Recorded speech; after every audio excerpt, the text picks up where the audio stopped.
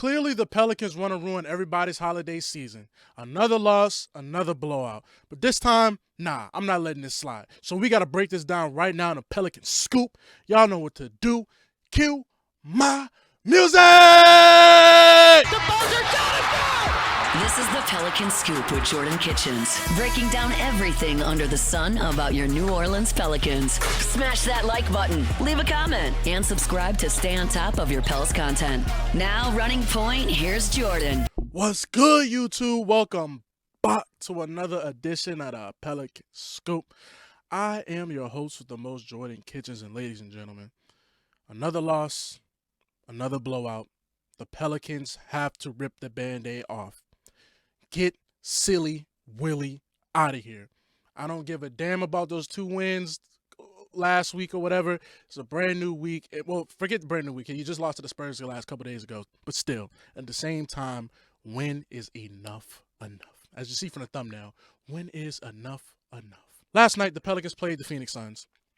And, usually we do the box score. I like to describe the game and do all that. But I watched a little bit of the third quarter, but I kind of turned it off. I didn't watch the fourth quarter, didn't finish the third quarter, because I knew for a fact this game was over and done. I took this video in the middle of the second quarter where I'm just literally watching the Phoenix Suns play so much better offensive basketball. The Pelicans are just offensively challenged, but I don't even think it's to do with the time, because Phoenix didn't have their full roster. Yeah, and Book didn't even go crazy. You got killed by Grayson Allen, who put up 42. We're going to talk about Grayson Allen a little bit later. 42. Was it 42 or was it 45? I think it was 42. Felt like 50 ball. 42. 42, and he shot 15 three-pointers. So we don't get to Grayson Allen, but that was going on. And if you watch the Pelicans offense, matter of fact, I'm going to let the video speak for itself, and this is why I decided not to finish this game after this video. Just because I want to show this in the video tomorrow. Watch the Pelicans offense. Not really a lot of passing. Fears turnover, of course. Nobody else touched the ball. Watch the Suns. That's one pass. There's another pass. Wide open shot. Bang. Bang. That's going to sum up this whole game. That's all y'all got to see right there. That's just one possession. And I promise you that's going to sum up the whole game. One pass. Wide open. Bam. Good night. So as you can see, this is the middle of the second quarter, and the Pelicans are getting behinds spanked. They're getting straight belt at the moment. And I'm just watching how the Suns offense is flowing and moving, and I'm watching the Pelicans. And I wish I had a rewind to show you the real possession that I saw before that video, where I wanted to really, if I was recording at that moment, because it's all live. I'm not just sitting there doing it. But I was like, bro, I got to make an example out of this, and this is why I'm not watching this product. Jeremiah, this has nothing to do with fears or whatever, that because he was just so happy to be the guy with the ball when I was recording. He goes down there, nobody else touches the ball. And that happens a lot when you watch the Pelicans. Just the stagnated, whatever, I don't know. This how stagnant the offense is. That's the word. I don't know if it's like a bigger stagnative, whatever. How stagnant the offense is. It is ridiculous. Do me a quick favor right now. Who is the Phoenix Suns head coach? No, it's not Budenholzer. No, he got fired. So it's not who you think it is. Matter of fact, time's up. Time's up. Stop. You're done. I don't even know. So we're going to do this live because I can't even tell you who the Phoenix Suns head coach is. And he outcoached silly Willie Green last night. Outcoached him, took him to the back of the woodshed, put it on him. Pause if needed. He put it on Willie. Put it on him.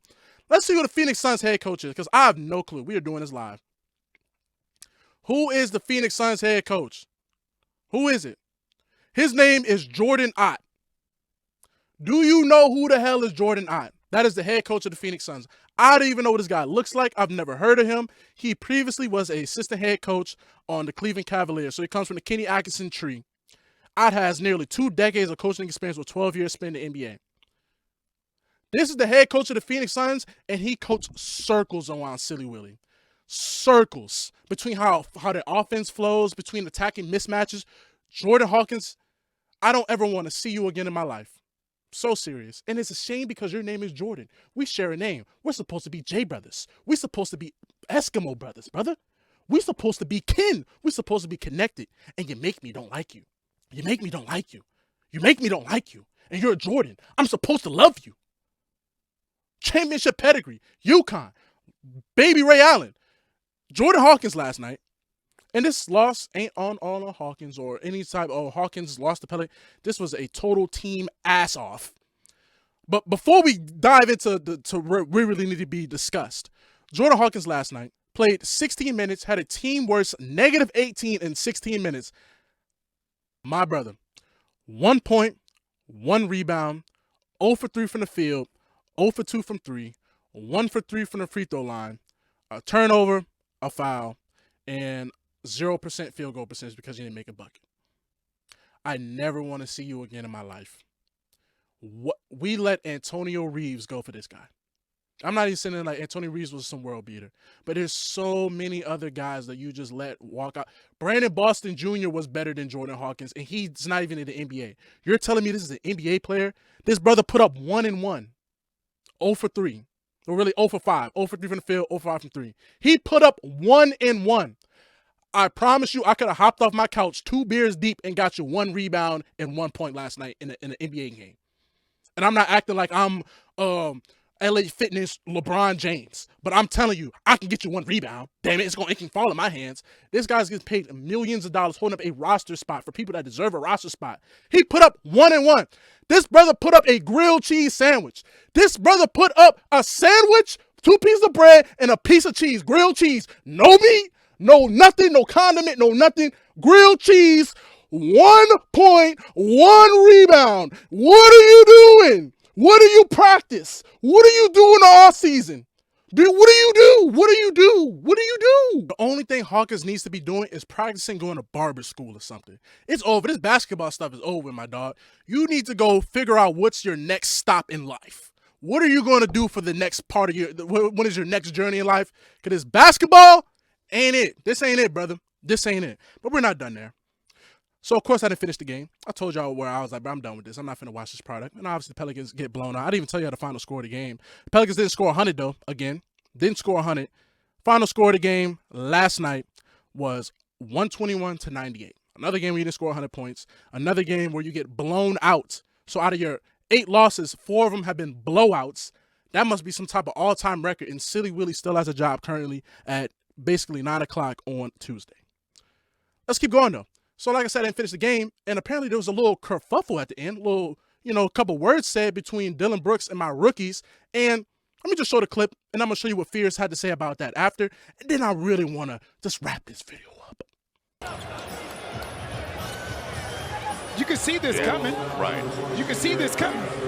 Yeah. You can see this coming. And, and you know what I love? It's the 2 rookies. Right. They're not backing down. It's the 2 rookies. Right. You want it? I'll give it to you. Right. Like I said, it's a sense of pride. So you're telling me that the 2 kids on this roster have more heart than the grown-ass men on this team? The 2 brothers that are 19 and 20 years old have more heart than 25 and up plus that's majority of this roster. 2. And you know what? People want to talk about Dumars and all this. I will say this about Dumars, though. He was right for trying to bring some dogs in, but damn, you got to get Silly Willie out because you can't bring dogs to the pound and you got a cat as the head coach. It don't work like that. So, yeah, you was right in a sense for bringing dogs because Fears and Queen, they got more heart than the whole team. Fears and Queen, they don't take no BS, and they tired of this Silly Willie BS that you keep trying to trot out here. This product, it can't get no worse. You can only get better at this point. Rip the Band-Aid off, Joe. Or I don't even think it's Joe because I think Joe would want to move on at this point. But it might be like a Gail Benson situation where, you know how much she loves Silly Willie. She's just slobbering over Silly Willie. But at the same time, these brothers are under 21 years old and they got more heart than the whole damn roster. The whole damn roster. I don't never see Trey getting into something like, oh, no, I ain't taking no BS. I never see Herb step. They always got to get poked at. No other dog on the team but the 2 youngest cats on the roster. Them boys can't even go to the club right now. Yeah, they could. Oh, I'm Jeremiah Fears, I'm Derik Queen. But legally, they can't even go to the club.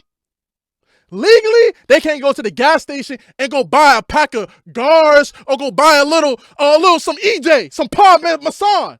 They never lived in college life when we drinking that cheap whiskey, cheap liquor. They don't do that. They can't even go do that. They can't even do that. And they got more heart than the roster. They got more heart than the head coach. They got more heart. You know what?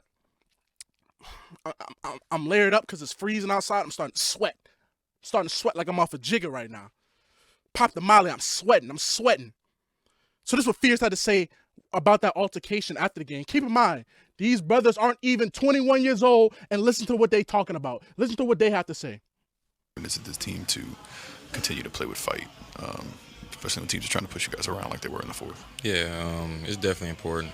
It just shows kind of what we've been working on in practice and kind of things that we've been briefly speaking about in our meetings and stuff like that.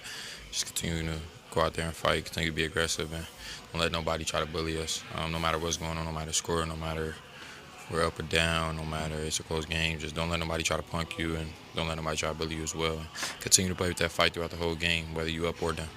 Bro basically saying, yeah, the whole team's soft. Me and Queen, we ain't taking that. All right, they ain't finna bully us. I don't care how much we getting blown out, but I don't care how much. Nah, we don't take that. And Fierce is a true demon because he was getting into it all summer league. He don't take no BS, and these are your youngest players, and they got more heart than the whole damn roster.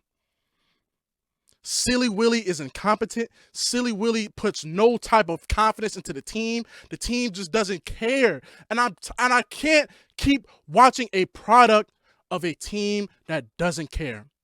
You let Devin Booker score 19 points and you get blown out. It wasn't like Devin Booker had one of them 50-point games that he usually does, that he usually has on the Pelicans.